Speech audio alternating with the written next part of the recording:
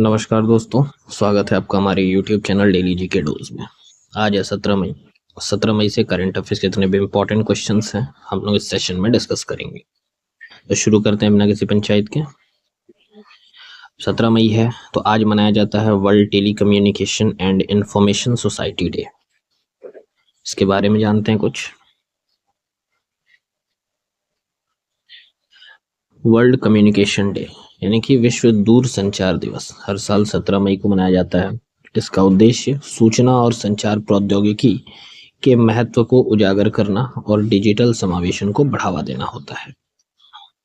यह दिन international telecommunication union की स्थापना 1865 की याद में मनाया जाता है और इस बार की थीम क्या है? Digital innovation for sustainable development यानी कि स्थायी विकास के लिए डिजिटल नवाचार।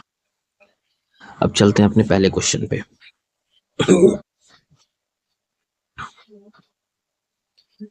पहला क्वेश्चन है हमारा, संयुक्त राष्ट्र द्वारा मई 2025 में भारत की संशोधित जीडीपी वृद्धि दर क्या अनुमानित की गई है?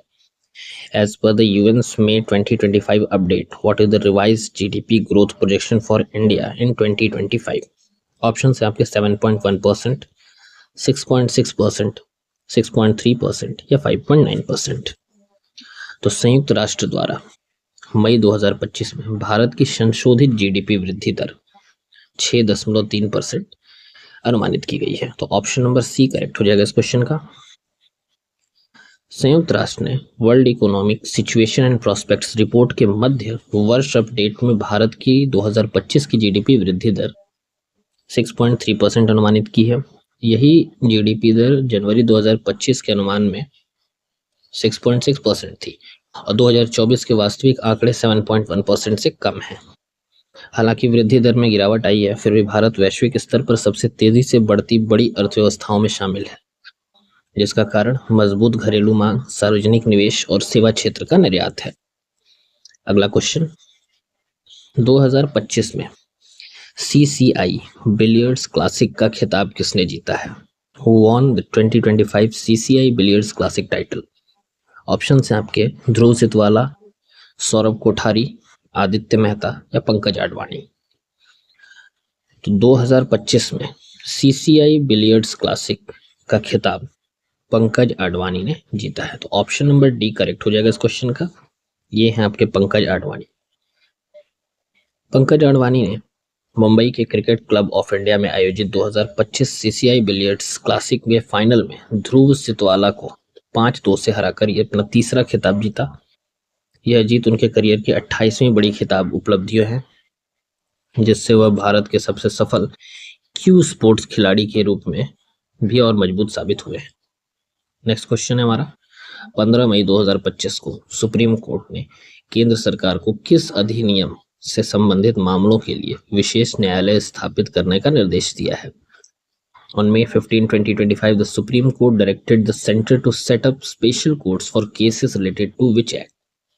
ऑप्शन है आपके juvenile justice act, POCSO act, domestic violence act या फिर चाइल्ड लेबर एक्ट। 15 मई 2025 को सुप्रीम कोर्ट ने केंद्र सरकार को पॉस्को एक्ट अधिनियम से संबंधित मामलों के लिए एक विशेष न्यायालय स्थापित करने का निर्देश दिया है। तो ऑप्शन नंबर बी करेक्ट है हमारा।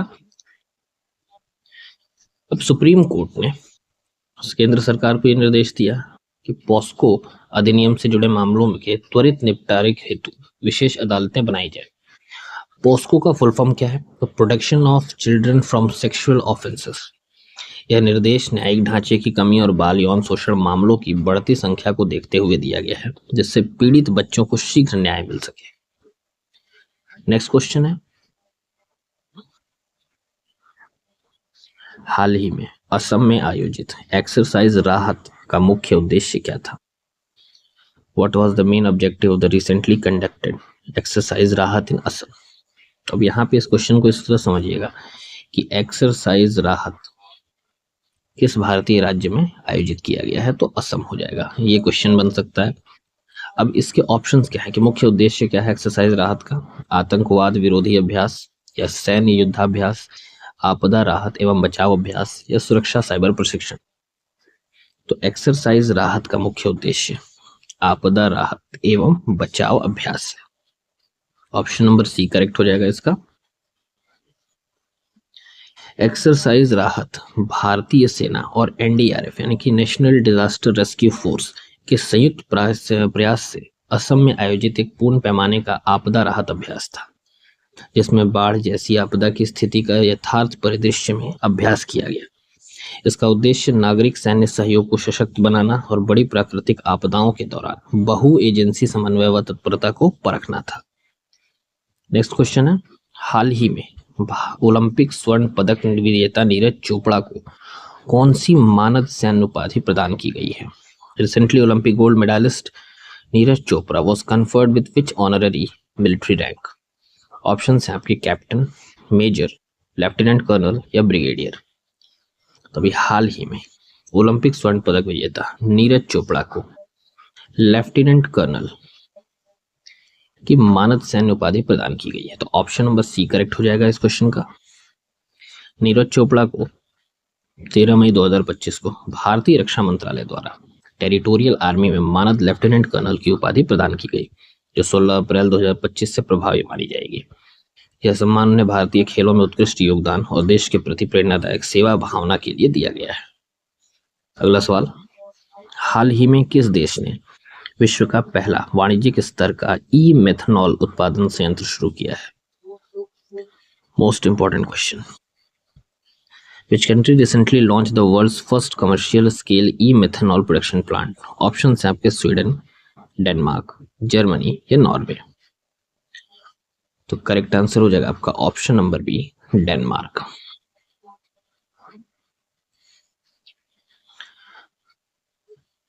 डेनमार्क के कासो में विश्व का पहला वाणिज्यिक स्तर का ई मेथनॉल उत्पादन संयंत्र शुरू किया गया, जो हर साल 42,000 मीट्रिक टन ग्रीन मेथनॉल बनाएगा।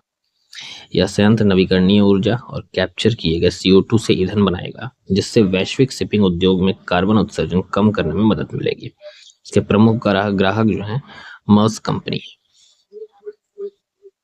अगला सवाल है हमारा, 78वां कांस फिल्म फेस्टिवल जो 13 मई 2025 को आयोजित हुआ था, किस स्थान पे हुआ? ऑप्शन है आपके थिएटर डू चैटलेट पेरिस में, ग्रैंड थिएटर लुमियरे कांस, पैलेस गार्नियर फ्रांस में या ला सिनेमा गैलेक्सी नीस में। तो करेक्ट आंसर हो जाएगा आपका 78वां Cannes film festival, grand theatre Lumiere Cannes, यानी कि ऑप्शन नंबर बी हमारा करेक्ट हो जाएगा। ये एक्चुअली पड़ता है फ्रांस में। तो देखते हैं इसके बारे में। 78वां Cannes film festival grand theatre Lumiere Cannes यानी कि फ्रांस में आरंभ हुआ है, जिसमें विश्व भर से सिनेमा प्रेमी और कलाकार एकत्र हुए। इस अवसर पर रॉबर्ट डी नीरो को ऑनररी पाल्म डी ओर से सम्मानित किया गया और अभिव्यक्ति की स्वतंत्रता व वैश्विक एकता पर जोर दिया गया है। नेक्स्ट क्वेश्चन, हाल ही में कनाडा की विदेश मंत्री के रूप में किस भारतीय मूल की राजनेता को नियुक्त किया गया है? Who has recently been appointed as the new Minister of Foreign Affairs of Canada? ये इंपॉर्टेंट क्वेश्चन बनेगा, क्योंकि बनना तो है तो ये फॉरेन मिनिस्टर, बट ये है कौन? तो भारतीय मूल की है, इसलिए इंपॉर्टेंट है। ऑप्शन है आपके कमल खेरा, हरजीत सज्जन, अनीता आनंद या नवदीप बैंस। तो कनाडा की विदेश मंत्री के रूप में अनीता आनंद, जो कि भारतीय मूल की राजनेता हैं, इनको नियुक्त किया गया। तो ऑप्शन नंबर सी करेक्ट हो जाएगा। ये है आपकी अनीता आनंद। अनीता आनंद है। अनीता आनंद को 14 मई 2025 को कनाडा की नई विदेश मंत्री नियुक्त किया गया। वह इस पद पर पहुंचने वाली पहली हिंदू महिला है। उन्होंने पद की शपथ भगवत गीता पर हाथ रखकर ली, जो उनकी धार्मिक आस्था का प्रतीक है। यह नियुक्ति प्रधानमंत्री मार्क कार्नी के मंत्रिमंडल फेरबदल का हिस्सा थी। अगला सवाल, हाल ही में ब्रिक्स वाणिज्य और उद्योग मंडल के नए अध्यक्ष के रूप में किसे नियुक्त किया गया है? Who has recently been appointed as the new chairman of the BRICS Chamber of Commerce and Industry? Option है आपके हरवंश चोपड़ा, राजीव खोसला, नितिन देसाई या रवि कुमार वर्मा। तो ब्रिक्स वाणिज्य और उद्योग मंडल के नए अध्यक्ष के रूप में हरवंश चोपड़ा जी को नियुक्त किया गया है। तो ऑप्शन नंबर ए करेक्ट है, ये हरवंश चोपड़ा है। हरवंश चोपड़ा जो KR Chawla and co advocates के प्रमुख हैं, इनको BRICS chamber of commerce and industry का नया अध्यक्ष नियुक्त किया गया। इनकी नियुक्ति का उद्देश्य ब्रिक्स देशों यानी कि ब्राजील, रशिया, भारत, चीन और दक्षिण अफ्रीका के बीच व्यापारिक सहयोग को और मजबूत करना है। तो यहाँ हमारा टॉप 10 क्वेश्चंस का करंट अफेयर खत्म होता है।